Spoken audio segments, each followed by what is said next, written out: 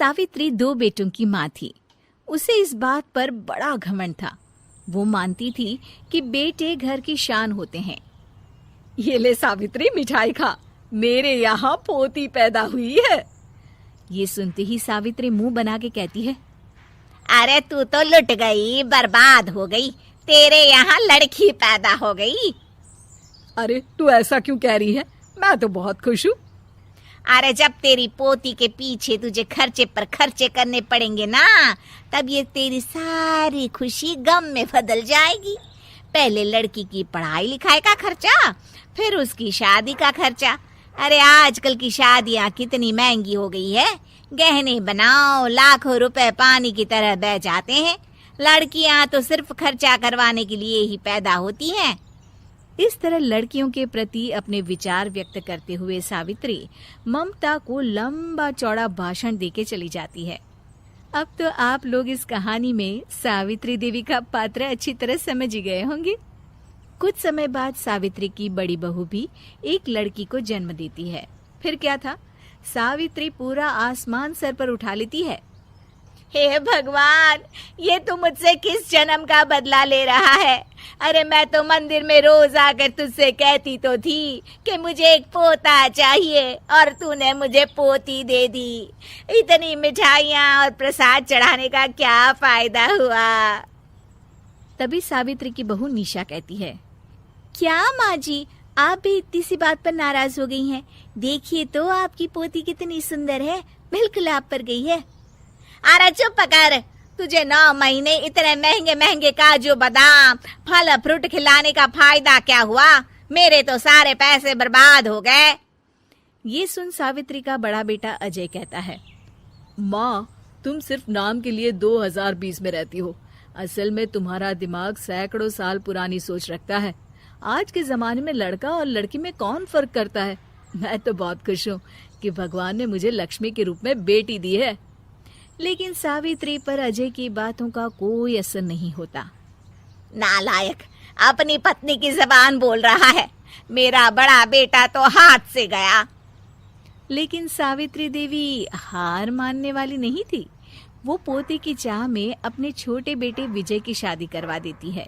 कुछ समय बाद आखिरकार वो दिन आ ही जाता है जब सावित्री की छोटी बहू गर्भवती हो जाती है। सावित्री इतनी खुश हो जाती है कि वो बच्चे के जन्म से पहले ही सारे मोहल्ले में ढिंढोरा पीटने लगती है। ये क्या सावित्री, तू तो पोते के जन्म से पहले ही मिठाई बांट रही है। पहले पोता पैदा तो होने दे, और फिर क्या पता अगर पोते की जगह पोती पैदा हो गई तो। ये सुन सावित्री चिढ़ जाती है। अरे अपनी काली जबान मत चला। मेरी मिठाई खा के मेरा ही बुरा सोच रही है। बड़ी आई, ला मेरी मिठाई वापस कर। देख लेना, इस बार मेरे यहाँ पोता पैदा होगा, पोता। लेकिन ठीक इसका उल्टा होता है। सावित्री की छोटी बहू भी एक लड़की को जन्म देती है। सावित्री फिर से रोना धोना शुरू कर देती है और अपनी छोटी बहू को कोसते हुए भला बुरा कहने लगती है। देखते ही देखते ये सावित्री की रोज की आदत हो जाती है। एक दिन उसकी इस आदत से परेशान होकर विजय अपने भाई अजय से कहता है, भैया, माँ खुद एक औरत होकर हमारी बेटियों को पसंद नहीं करती, उल्टा उन्हें रोज कोसती रहती है। मुझे माँ की यह आदत बिल्कुल पसंद नहीं आती। अरे तू ठीक कहता है, मैं भी अब माँ से तंग आ गया हूँ। अच्छा, तो अब तुम दोनों इस तरह पीठ पीछे मेरी बुराई भी करने लग गए हो? नहीं माँ, हम चाहते हैं कि घर में शांति बनी रहे। हमें हमारी बेटियाँ बहुत प्यारी है। मैं नहीं चाहता कि वह तुम्हारे ताने सुन सुन कर बड़ी हो, और इसीलिए हम दोनों ये घर छोड़कर चले जाएंगे। हाँ माँ, मैं भैया की बात से सहमत हूँ। जब तुम इस घर में अकेली रहोगी तब तुम्हें अपनों की कीमत का एहसास होगा। अपने दोनों बेटों के मुंह से अपनी माँ के लिए इतने कठोर शब्द सुन सावित्री भावुक और रुआंसी होकर कहती है, क्या सच में तुम दोनों मुझे इस घर में अकेली छोड़कर चले जाओगे? हाँ माँ। हाँ माँ, अब पानी सर के ऊपर जा चुका है। मैं तुम दोनों के बिना नहीं रह सकती। अपनी सास के आंसू देख अजय और विजय की पत्नी अपने पतियों से लड़ पड़ती है।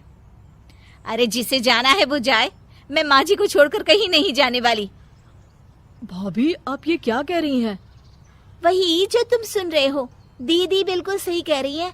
हम बेटियों के संस्कार हमें सिखाते हैं कि सास माँ समान नहीं बल्कि माँ ही होती है और उस माँ की जिंदगी भर सेवा की जाती है। बेटे अपना फर्ज भूल सकते हैं, लेकिन बेटियां नहीं। आप दोनों शौक से जा सकते हैं। माँ जी, हम दोनों के रहते आपको किसी बात की फिक्र करने की जरूरत नहीं। फिर क्या था, सावित्री के ऊपर छाए बेटों के घमंड के बादल उसकी बेटी स्वरूप बहुओं के तेज के आगे आंसू के रूप में परिवर्तित होकर सावित्री की आंखों से बहने लगते हैं और वो उन दोनों को गले लगा लेती है। मैं जिंदगी भर बेटियों को कोसती रही, लेकिन आज तुम दोनों को देख मुझे समझ आ गया कि बड़े अभागे होते हैं वो लोग जिनके घर बेटियां नहीं होती।